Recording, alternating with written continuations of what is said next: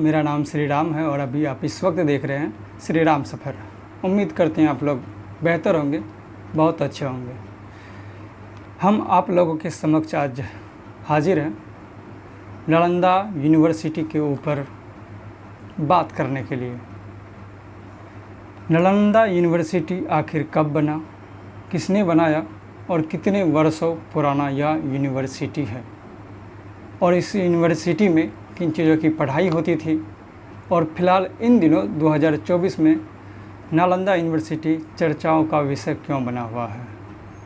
चलिए बिना समय गंवाए आप लोगों का हम शुरू करते हैं नालंदा यूनिवर्सिटी के बारे में। सबसे पहले हमें यह जानना होगा कि नालंदा यूनिवर्सिटी आखिर कब बना। जी हाँ, हम बात करते हैं नालंदा यूनिवर्सिटी के बारे में तो सबसे पहले यह जान लीजिए कि नालंदा यूनिवर्सिटी 5वीं शताब्दी में गुप्त वंश के शासक प्रथम गुप्त, हम प्रथम गुप्त का इसलिए जिक्र करते हैं क्योंकि पहले के ज़माने में अगर एक नाम के दो व्यक्ति होते थे तो उन्हें गुप्त प्रथम या गुप्त द्वितीय के नाम से जानते थे, या फिर उन्हें याद रखने के लिए आजकल इतिहास में ऐसा जिक्र किया जाता है। अगर दूसरा व्यक्ति रहता तो गुप्त द्वितीय होता। इसीलिए हम बात करते हैं प्रथम गुप्त जो था 5वीं शताब्दी में, उनके द्वारा इसकी स्थापना किया गया था नालंदा यूनिवर्सिटी का। करीब 415 से लेकर 455 ईसा पूर्व, आप समझ सकते हैं यह यूनिवर्सिटी कितना पुराना था। नालंदा यूनिवर्सिटी एशिया के सबसे बड़ा यूनिवर्सिटियों में से एक था। जिस तरह से आजकल हम लोग ऑक्सफोर्ड यूनिवर्सिटी के बारे में जानते हैं, उसी समय नालंदा यूनिवर्सिटी भी अपने ज़माने में एक बहुत बड़े यूनिवर्सिटी के तौर पर उभरा था, और इससे हमारे देश का विकास काफ़ी तेज़ी से ऊपर जा रहा था। यह विश्वविद्यालय लगभग 800 वर्षों तक शिक्षा का प्रमुख केंद्र रहा। 800 वर्षों तक इनमें पढ़ाई हुआ। आखिर नालंदा यूनिवर्सिटी में पढ़ाई किन चीज़ों की होती थी उस पर हम बात करते हैं। नालंदा यूनिवर्सिटी में बौद्ध धर्म, दर्शन, चिकित्सा, गणित, खगोल शास्त्र और अन्य कई विषयों की पढ़ाई उसमें की जाती थी। नालंदा यूनिवर्सिटी जब बना, इसमें कई लोगों ने सहयोग भी किया, जिसमें एक प्रमुख नाम है हर्षवर्धन का। हर्षवर्धन जो थे वो पाल वंश के शासक ने भी इसमें सहयोग किया था। तो दो व्यक्तियों ने इसमें काफ़ी सहयोग किया, हर्षवर्धन और पाल वंश के शासक ने सहयोग किया इस नालंदा यूनिवर्सिटी को आगे ले जाने के लिए। नालंदा यूनिवर्सिटी, आपको मैंने पहले ही बताया, एशिया का सबसे बड़ा यूनिवर्सिटी हुआ करता था। आखिर नालंदा यूनिवर्सिटी के साथ क्या हुआ, जो नालंदा यूनिवर्सिटी इस समय कई चर्चा, या फिर हम लोग उसमें अगर पढ़ाई होता तो काफ़ी आजकल जिस तरह से ऑक्सफोर्ड यूनिवर्सिटी में पढ़ने वाले बच्चे कहते हैं जो बहुत बड़े यूनिवर्सिटी में पढ़ते हैं, उसी तरह नालंदा यूनिवर्सिटी में पढ़ने वाले बच्चे आज सीना चौड़ा करके गर्व से कहते हैं जो नालंदा यूनिवर्सिटी के छात्र हैं।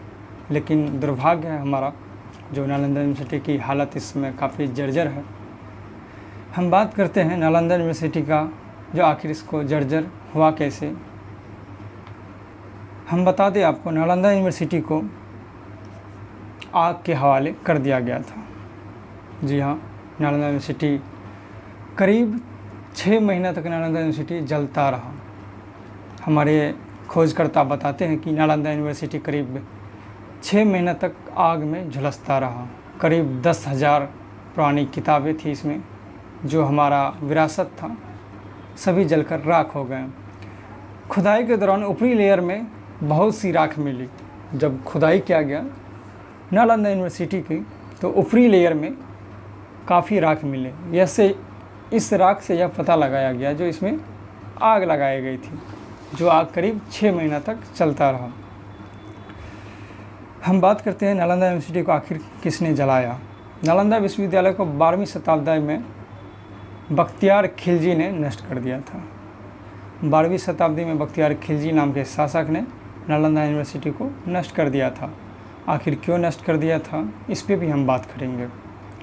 बख्तियार खिलजी वह तुर्की सेनापति था। बख्तियार खिलजी जी थे एक तुर्की के सेनापति थे जिसने 1193 ईस्वी में नालंदा पर हमला किया, इसे जलाकर राख कर दिया। बख्तियारपुर खिलजी ने नालंदा यूनिवर्सिटी पर हमला किया और इसको 1193 ईस्वी में से जलाकर राख कर दिया। अब मेन वजह जानेंगे जो आखिर क्यों जलाया था। बख्तियार खिलजी ने नालंदा विश्वविद्यालय को राजनीतिक और धार्मिक कारणों से जलाया था। धार्मिक कारण यह हो सकता है जो वह मुस्लिम विचार के लोग थे और हिंदुओं को वह काफ़ी परेशान करना चाहते थे, क्योंकि वह एक मुस्लिम समुदाय के लोग थे और वह हिंदुओं से उस समय हिंदू मुस्लिमों का ये दौर चलता था। बख्तियार खिलजी एक मुस्लिम आक्रमणकारी था और उसके हमले का एक कारण था बौद्ध धर्म और हिंदू धर्म। बौद्ध धर्म और हिंदू धर्म की वजह से उन्होंने नालंदा यूनिवर्सिटी को अपना निशाना बनाया। तो आखिर हम नालंदा यूनिवर्सिटी को जला देंगे तो फिर हिंदू धर्म बौद्ध धर्म का पढ़ाई रुक जाएगी और इससे तमाम तरह की दिक्कतें सामने आएगी। और किया भी उन्होंने यही। बौद्ध धर्म और हिंदू धर्म को नष्ट के प्रतीकों और संस्थानों को नष्ट करना था, क्योंकि नालंदा यूनिवर्सिटी था, बौद्ध धर्म हिंदू धर्म इन सबों का क्या था, एक प्रतीक था, क्योंकि काफ़ी वह उनका महत्व था। जिस तरह से आज ऑक्सफोर्ड यूनिवर्सिटी का महत्व है उसी तरह नालंदा यूनिवर्सिटी का महत्व था। नालंदा विश्वविद्यालय बौद्ध शिक्षा का प्रमुख केंद्र था। बौद्ध शिक्षा का प्रमुख केंद्र था, इसलिए भी नालंदा यूनिवर्सिटी को बख्तियार खिलजी ने इसे निशाना बनाया और इसको आग के हवाले कर दिया। और आग के हवाले करने के बाद उन्होंने अपना शक्ति और सत्ता का प्रदर्शन दिखाया। नालंदा यूनिवर्सिटी को जलाने के बाद उन्होंने अपना शक्ति का प्रदर्शन किया, जो वह नालंदा यूनिवर्सिटी को नष्ट कर दिया। हम बात करते हैं जो हर्षवर्धन और पाल की। हर्षवर्धन और पाल ने करीब 100 गाँव को नालंदा यूनिवर्सिटी को दिया था। इसमें गांव का काम क्या था, जो एक गांव का काम अगर काम ख़त्म होता था नालंदा यूनिवर्सिटी के लिए तो दूसरा गांव के लोग इसके लिए काम करते थे। इस तरह से तमाम 100 गांव जो है नालंदा यूनिवर्सिटी के लिए काम करते थे। फिलहाल यह जानेंगे जो फिलहाल अभी आप लोग स्क्रॉल करते होंगे तो यूट्यूब तो देखते होंगे नालंदा यूनिवर्सिटी के बारे में तमाम तरह की खबरें चल रही है। यह खबरें इसलिए भी चल रही है क्योंकि हाल फिलहाल में नालंदा यूनिवर्सिटी में हमारे माननीय प्रधानमंत्री श्री नरेंद्र मोदी जी इस समय नालंदा विश्वविद्यालय की दौरा किया और वीडियो बना के उन्होंने अपने यूट्यूब चैनल पे डाला। उस समय से नालंदा यूनिवर्सिटी काफ़ी सुर्खियों में आ गया, फिर से कहीं हमारा विरासत लौट आ रहा है।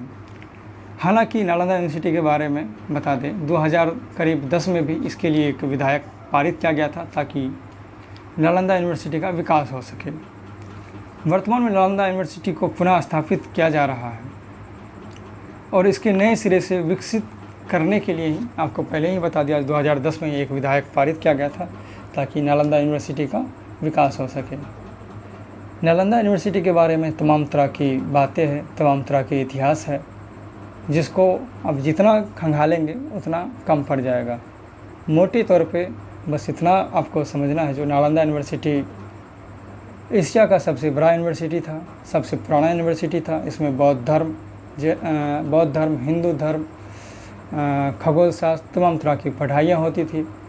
नालंदा यूनिवर्सिटी पे बख्तियार खिलजी ने हमला किया और हमला इसलिए किया क्योंकि उन्होंने बख्तियार खिलजी जी थे वह एक मुस्लिम आक्रमणकारी थे। माफ़ कीजिएगा, गला थोड़ा बजा हुआ है। वह एक मुस्लिम आक्रमणकारी थे, इस वजह से उन्होंने हिंदू धर्म का वह एक प्रमुख केंद्र था नालंदा यूनिवर्सिटी। इस वजह से उन्होंने नालंदा यूनिवर्सिटी को अपना टारगेट बनाया और नालंदा यूनिवर्सिटी को करीब 10,000 से भी ज़्यादा जो हमारे पुराने इतिहास थे उसको जलाकर राख कर दिया। यह तमाम तरह की मोटी ये जानकारी थी जो आप लोगों के बीच साझा करना चाहते थे। कमेंट बॉक्स में बताइएगा वीडियो कैसा लगा।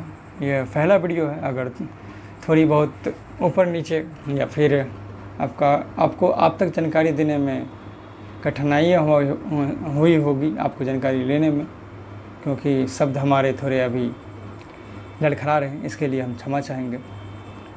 वीडियो में कमेंट कीजिएगा, कोशिश करेंगे अगले वीडियो में बेहतर टॉपिक के साथ बेहतर चीज़ आप तक लाएं।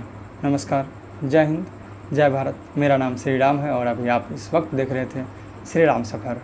अगर आप यह वीडियो यूट्यूब पे देख रहे हैं तो चैनल को सब्सक्राइब कर दीजिए, ताकि हमें और एनर्जी मिले और आप लोगों तक यह इस तरह का कहानियों के साथ तमाम तरह की वीडियो आप लोगों के समक्ष रख सके।